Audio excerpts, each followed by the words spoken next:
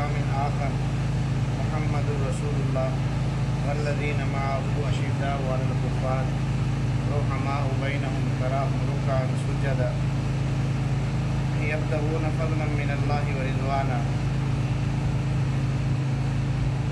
وقال في مقام آخر لقد رضي الله عن المؤمنين إذ يبايعونك تحت الشجرة وعلم ما في قلوبهم. فقال النبي صلى الله عليه وسلم إن لي وزيرين في السماء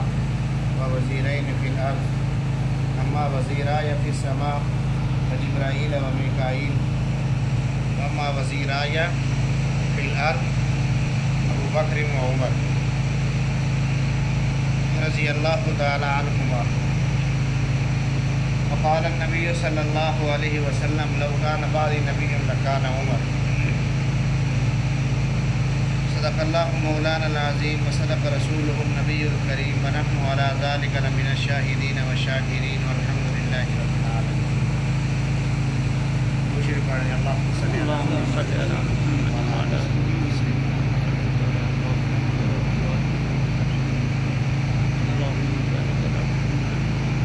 اللہ رب العزت جل جلالہ و منوالہ کی ذات کا احسان ہے ہمیں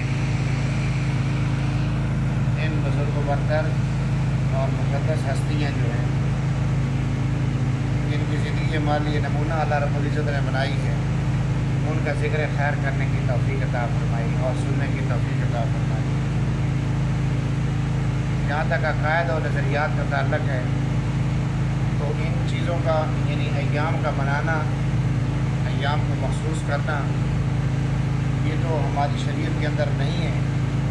نہ ہماری شریعت اس چیز کی اجازت دیتی ہے. یہ ضمن ایک تربیتی حوالے سے تھوڑا سا یہ کیا جاتا ہے یا کہا جاتا ہے اس تناظر میں کہ تھوڑی سی یاد دہانی ہو جائے، تربیت ہو جائے، تھوڑی سی ذہن میں یہ بات آ جائے کہ ہمارے بڑوں نے جن کو اسلام نے بڑا کہا ہے اور اللہ رب العزت کی ذات ان کو بڑا مقام دیا ہے، بڑے اعزاز سے نوازا ہے، اور ان کی جس طرح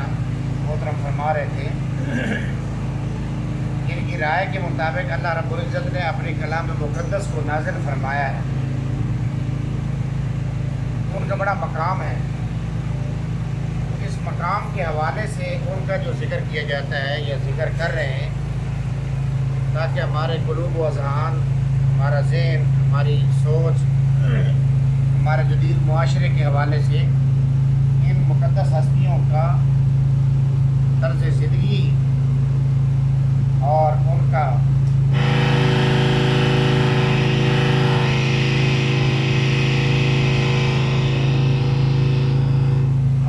مقام ہمارے دلوں کے اندر آ جائے.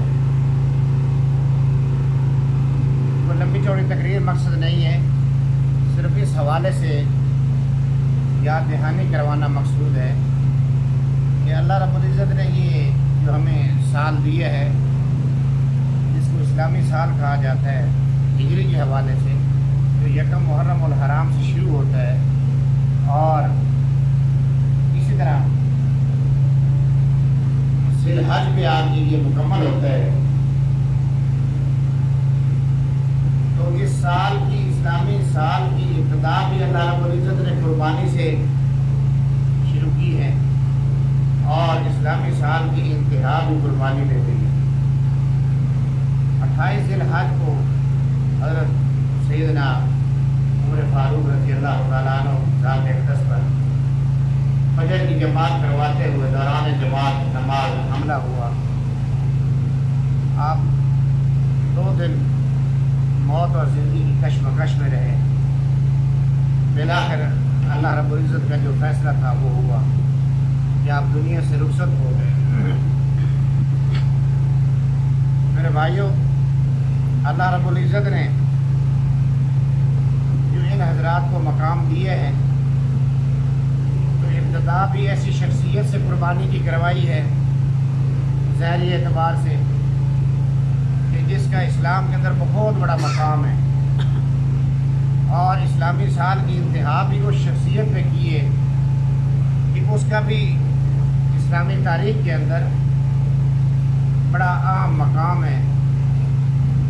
اور ساری سیرت اس کی جس پہ انتہا ہوئی ہے، جس کو عثمان غنی کہا جاتا ہے، وہ ساری سیرت اور صورت تو اپنی جگہ ہے۔ ایک ہی ان کے لیے بات کافی ہے کہ محبوب کائنات نے رحمت للعالمین نے صلی اللہ علیہ وسلم نے ارشاد فرمایا کہ عثمان آپ غمزدہ نہ ہو۔ اگر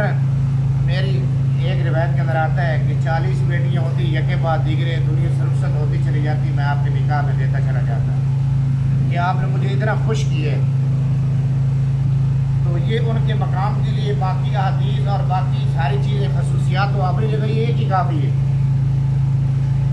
اسی طرح دوسری حدیث کے اندر آتا ہے کہ اگر میری 100 بیٹیاں ہوتی تو میں 100 کی 100 یکے بعد دیگرے عثمان تیرے نکاح میں دیتا چلا جاتا۔ یہ ان کی شان اپنی انوکھی شان ہے۔ 1,24,000 کم و بیش پیغمبر دنیا میں تشریف لائے، کسی پیغمبر کے صحابی کو اس طرح یہ شرف حاصل نہیں ہوا جس طرح حضور اقدس صلی اللہ علیہ وسلم کے اس دور داماد عثمان غنی کو شرف حاصل ہوا۔ بات آئی ابتدا پہ،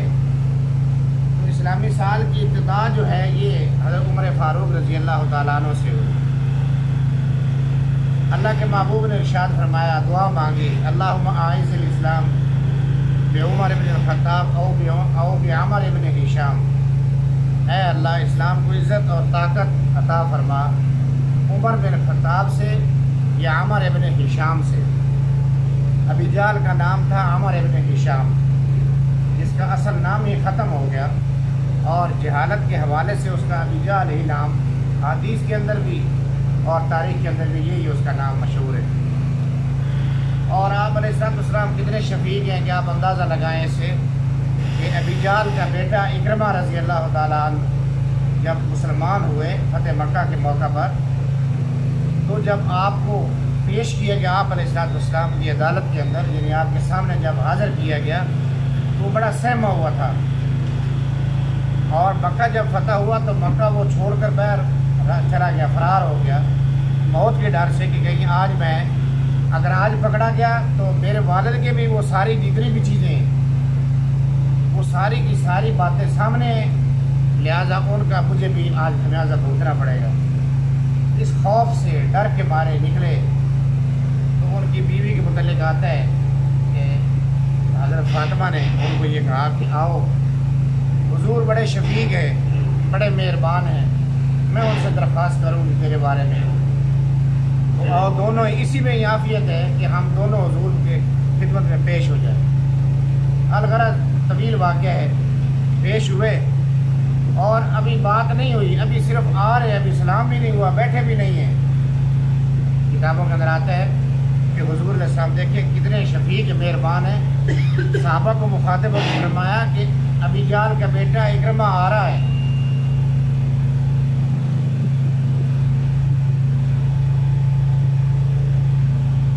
ابی جہل کا بیٹا اکرمہ آ رہا ہے، لہٰذا کوئی بھی اس کو اس کے والد کی ابی جہل کے نام سے آر نہ دلائے کہ تو فلاں کا بیٹا ہے۔ یعنی یہ کتنی یعنی اعلیٰ اخلاق کی یہ علامت ہے کہ محبوب علیہ السلام نے فرمایا کہ مثلاً کہ وہ سارے کہیں ہاں جی یہ آ گیا فلاں کا بیٹا ہے وغیرہ وغیرہ، فرمایا نہیں، اس سے اس کی حوصلہ شکنی ہوگی، حوصلہ افزائی فرماتے ہوئے قدردانی کرتے ہوئے فرمایا کہ ابی جہل کا بیٹا اکرمہ آ رہا ہے، کوئی بھی آپ میں سے اس کو اس کے والد کے نام سے آر نہ دلائے۔ یہ اعلیٰ اقدار کی اخلاق کی علامت ہے۔ اللہ ہمیں بھی ایسے اخلاق نصیب فرمائے۔ الغرض اللہ رب العزت کے محبوب حضور اقدس صلی اللہ علیہ وسلم نے جس طرح یہ تربیت فرمائی ہے صحابہ اکرام علیہ رضوان، تو خود فرماتے ہیں کہ مجھ سے قبل اللہ رب العزت نے کسی ایک ایسے پیغمبر کو بھی صحابہ عطا نہیں فرمایا جو اللہ نے مجھے دیے۔ پھر ان میں ہر ایک کا اپنا اپنا مقام ہے۔ جو غزوہ تبوک کے اندر شریک ہوئے صحابہ اکرام، ان کے مقام سے بڑھ کر مقام غزوہ حنین والوں کا ہے، ان سے بڑھ کر احد والوں کا ہے، ان سے بڑھ کر انتصار کے ساتھ بدر والوں کا ہے۔ بدر والوں سے بڑھ کر مقام عشرہ مبشرہ کا ہے، اور عشرہ مبشرہ میں بڑھ کر مقام ان چاروں کا ہے، اور ان چاروں میں سب سے بڑا مقام عمر بن خطاب کا ہے، اور پھر سارے صحابہ عمر سے لے کر آخری صحابی تک مرتبے اور مقام کے اعتبار سے ایک طرف ابو بکر صدیق رضی اللہ تعالیٰ عنہ کا مرتبہ اور مقام ایک طرف، اللہ نے اتنے ایسے مقام اور ایسے اعزاز سے نوازا ہے، ایسی عزت سے نوازا ہے۔ تو میرے بھائیوں اور بزرگوں، اللہ رب العزت نے جو تعریف فرمائی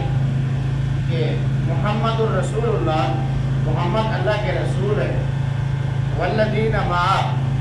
جو ان کے ساتھ ہیں، اس سے مفسرین فرماتے ہیں ابو بکر کی ذات ہے۔ اس سے مراد کہ ابو بکر ہر وقت حضور کے ساتھ ہوتے تھے، بلکہ خود احادیث کے اندر آتا ہے، صحابہ فرماتے ہیں کہ حضور علیہ السلام نے فرمایا میں گھر سے نکلا میرے ساتھ ابو بکر تھا، میں فلاں جگہ پہ گیا میرے ساتھ ابو بکر تھا، میں فلاں مشورہ کرنے لگا میرے ساتھ ابو بکر تھا۔ الغرض بات پہ ہر موقع پہ یہ ارشاد فرمایا ابو بکر میرے ساتھ۔ اللہ نے بھی ایسے فرمایا والذین معہ،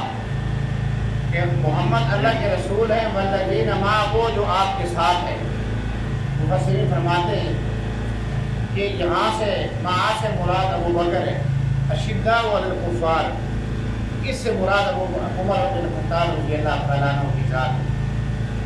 کہ جو آپس میں تو انتہائی مہربان ہیں،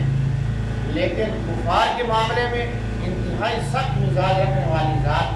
وہ عمر کی ذات۔ عمر کی ذات تو ایسی جلالی طبیعت کی مالک تھی کہ موسیٰ ثانی بھی کہا جاتا ہے ان کو، اور بات ابھی ہوتی نہیں تھی کہ فوراً حضرت عمر رضی اللہ تعالیٰ عنہ تلوار نکال لیتے تھے۔ مشہور واقعات میں سے واقعہ ہے کہ حاتب بن بلتہ، ابی بلتہ رضی اللہ تعالیٰ عنہ بدری صحابہ میں سے ایک صحابی ہے، بڑا طویل واقعہ ہے۔ مخبری ہوئی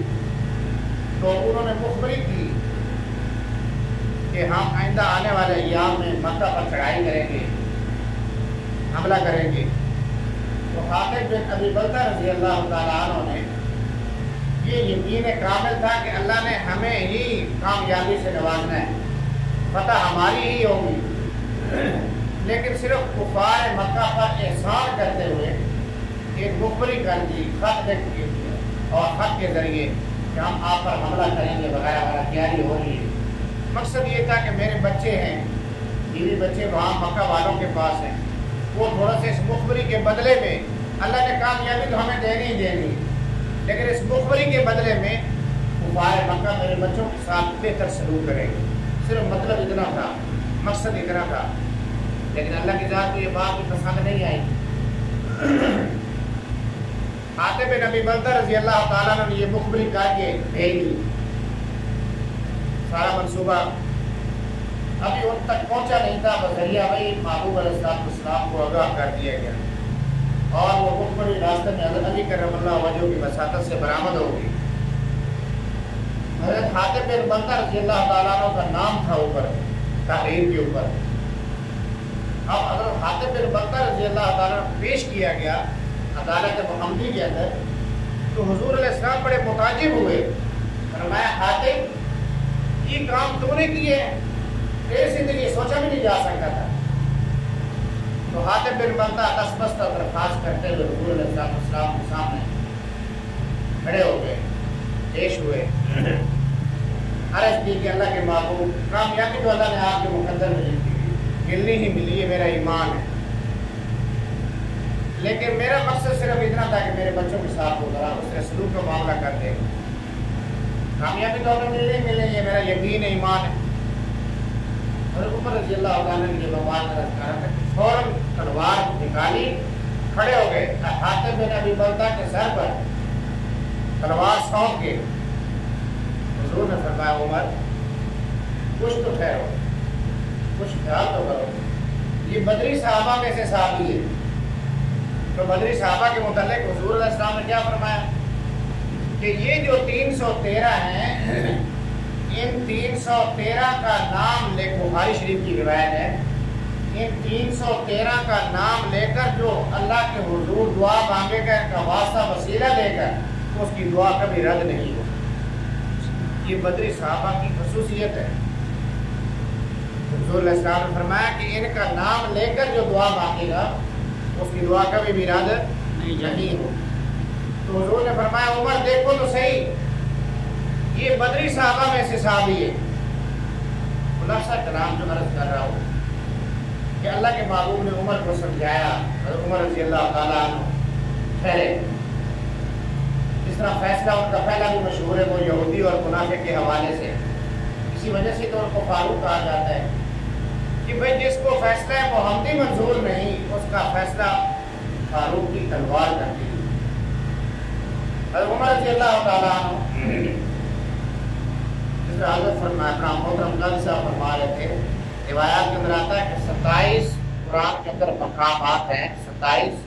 آیتیں جو صرف اور صرف عمر کی رائے کے مطابق نازل ہوئی۔ 27 آیتیں حضور اقدس صلی اللہ علیہ وسلم فرماتے ہیں کہ جو عمر کی رائے کے مطابق نازل ہوئی، عمر نے مشورہ دیا،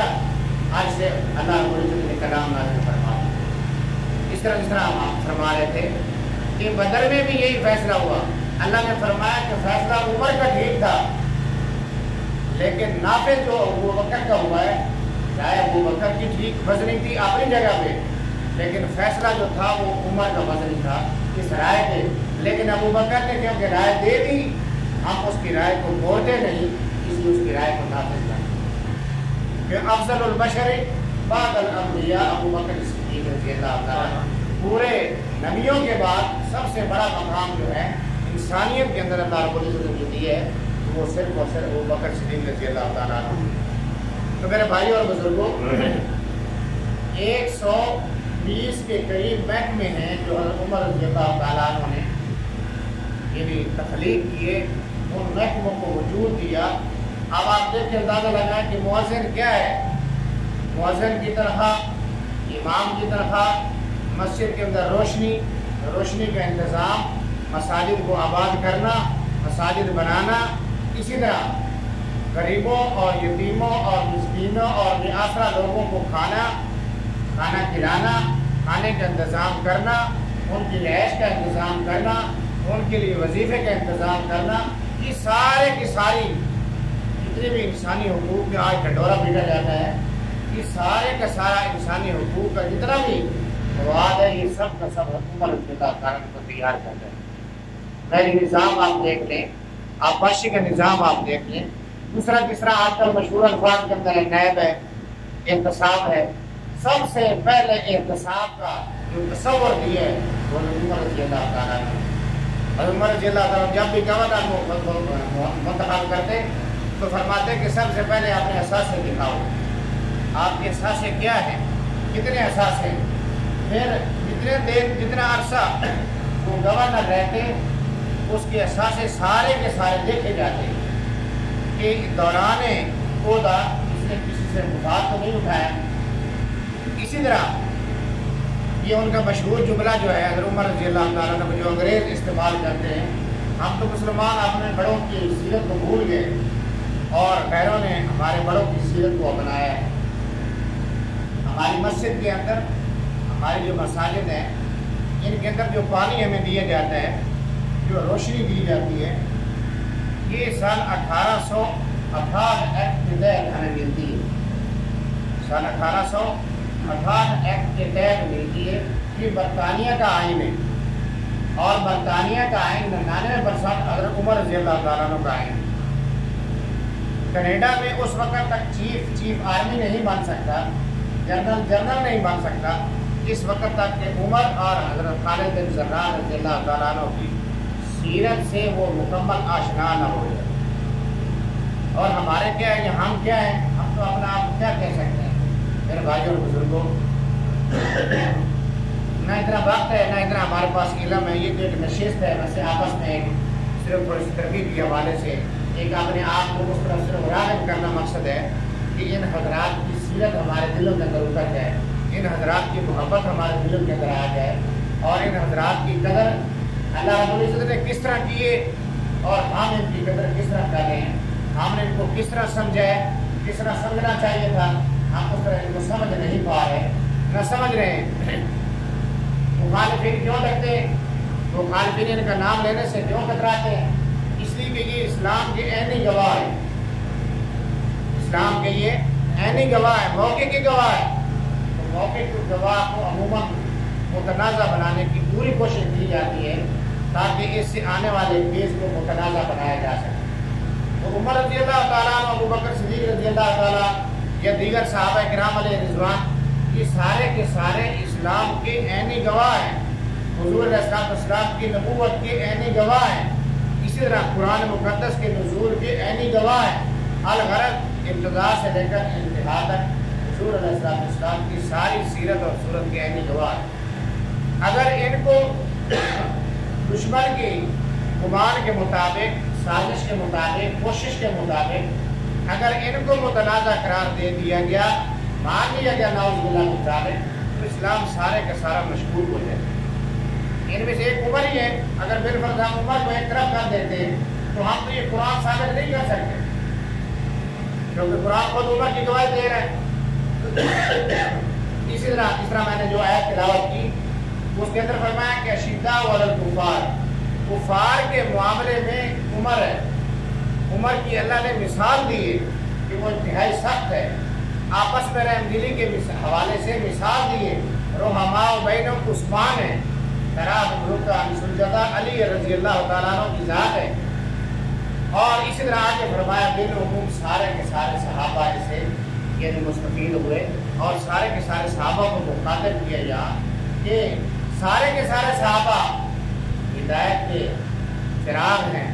روشن ستارے ہیں۔ حضور نے اجتماعی طور پہ فرما دیا اصحابی النجوم فبأیہم اقتدیتم اہتدیتم۔ تو حضرت عمر رضی اللہ تعالیٰ عنہ کی ان سب سے، کیونکہ نرالی صورت ہے، نرالا مقام ہے، تو فرمایا نا حضرت فاطمہ نے رضی اللہ تعالیٰ عنہ جو آپ کی ہمشیرہ تھی، فرمایا کہ خطاب کے بیٹے عمر، اگر تیرے اندر خطاب کا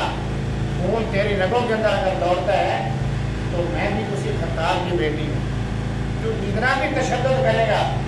میں پھر بھی اس ایمان اسلام کو کبھی چھوڑوں گی نہیں، بلکہ اس کے حوالے سے میرے اندر اور مضبوطی آئے۔ تو فرمایا نا طٰہٰ مَا أَنزَلْنَا عَلَيْكَ الْقُرْآنَ لِتَشْقَىٰ، جب یہ آیات پڑھی تو عمر کا دل پس گیا،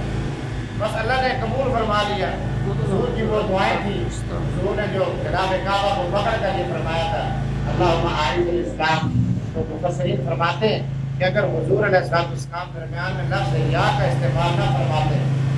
تو ممکن تھا کہ اللہ رب العزت کی ذات ابی جہل عمر ابن ہشام کو بھی ہدایت دے دیتے، لیکن یہ مشیت خدا بندی، جس طرح قرآن کی آیات میں درس میں بھی جس طرح فرمایا جا رہا تھا کہ شیطان تو سب کچھ کرتا ہے، یہ سب کچھ اس نے کہا کہ یہ ہے وہ ہے میں آ رہا ہوں، یہ مرضی سے انسان، لیکن فرمایا یہ کہ یہ مسئلہ نہیں، مسئلہ در حقیقت جو اس کے اندر تو متکبرانہ سوچ تھی شیطان کے اندر، لیکن مسئلہ یہ کہ یہ مشیت خدا بندی تھی، اللہ کی ذات تو براہ راست بھی آدم علیہ نبی علیہ السلام کو بھیج سکتی، لیکن ایک ترتیب بنائیے تاکہ انسان کل کو یہ نہ کہے کہ اللہ رب العزت کی ذات پر کسی قسم کا کوئی اعتراض یا کسی قسم کا کوئی شکوہ کرے کہ باری تعالیٰ نے مجھے ایسے خود کر دیا ورنہ میں تو ایسے کر لیتا، نہیں، فرمایا کہ نہیں، یہ ترتیب اللہ نے رکھ دی شیطان کے وساطت سے کہ اس نے ان کو کہا، غلطی ان سے ہوئی، اس نے بہلایا اسلایا، ساری کوشش کی، بہلا کر اور ظاہری کوشش کے اعتبار سے وہ کامیاب ہوا، لیکن مقصد یہ تھا کہ انسان کل کو یہ نہ کہے کہ اللہ رب العزت نے ہمارے ساتھ یوں معاملہ کیا، جس طرح عموماً انسان کہتے ہیں کہ اللہ میں تو یہ چاہتا تھا لیکن ہوا ایسے نہیں ہے۔ تو میرے دوستوں بھائیوں بزرگوں، حضرت عمر رضی اللہ تعالیٰ عنہ کی سیرت کو، صورت کو نہ تو ہم احاطہ کر سکتے نہ ہم اس کو بیان کر سکتے ہیں، یہ تو ماں ایک مختصر سی نشست تھی، ماحول کے اعتبار سے بھی، موقع کی نسبت کے اعتبار سے بھی، اور اس طرح سال کی ابتدا کے حوالے سے بھی، تاکہ ہمارے دلوں کے اندر ان حضرات مقدسہ کا وجود جو ہے، ان کی سیرت جو ہے، ان کی صورت جو ہے، وہ ہمارے دلوں کے اندر ٹوٹی ٹوٹی کسی نہ کسی صورت میں تو آ جائے، اور ہم یہ کوئی بات ہے جس عورت نے وہ سور کی وہ ہڈی لے کر جو گئی تھی یوسف علیہ السلام کے خریداروں میں شامل ہونے کے لیے ہماری مثال بھی ہوئی ہے۔ اللہ رب العزت ہم سب کو ان مقدس ہستیوں کے ساتھ سچا پیار بھی نصیب فرمائے، آمین۔ ان مقدس ہستیوں کی سیرت اور صورت کو سمجھنے کے ساتھ ساتھ اپنانے کی بھی توفیق نصیب